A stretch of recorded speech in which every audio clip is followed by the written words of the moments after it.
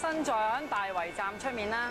咁咧有傳聞咧，大圍站上蓋會起商場加樓宇嘅。咁其實呢個大圍居民咧都好多聲音，都覺得咦點解佢哋冇被諮詢啊，或者係唔清楚成個嘅興建會係點樣做？咁所以咧，如果港鐵係真係會有咁嘅計劃啦，希望係多諮詢市民意見，咁睇下個交通成個配套會點樣做好啲啦。